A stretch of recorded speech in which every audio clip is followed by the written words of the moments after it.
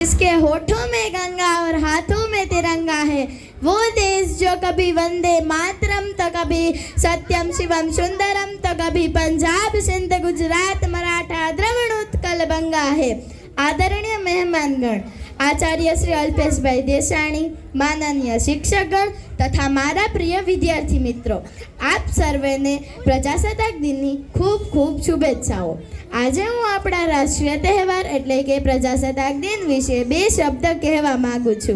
ન તાજ હૈ સર पे न पहने गहने, न ताज है सर पे न पहने गहने, भारत माता के लिए बस दिल से रहने। चप्पल पुरानी है पर जज्बा नया है, चप्पल पुरानी है पर जज्बा नया है, हर सांसों में बस तिरंगा बसाया है।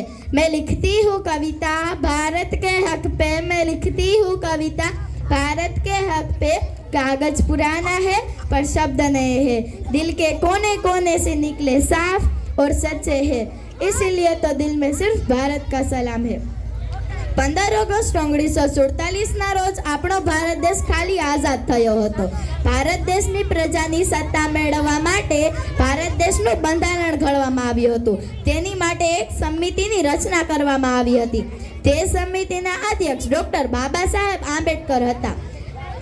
તે બંધારણનો અમલ 26 જાન્યુઆરી 1947ના રોજ કરવામાં આવ્યો હતો અને તે જ દિવસથી દર વર્ષે એટલે કે 26 જાન્યુઆરી 1950થી દર વર્ષે ભારત પ્રજાસત્તાક દિનની ઉજવણી કરે છે।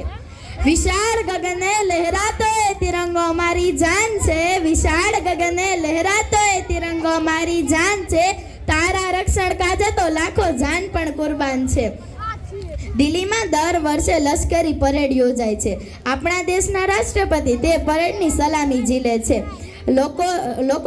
લોકોને રેડિયો પર દેશભક્તિના ગીતો અને ટીવીઓ પર દેશભક્તિની ફિલ્મો બતાવવામાં આવે છે।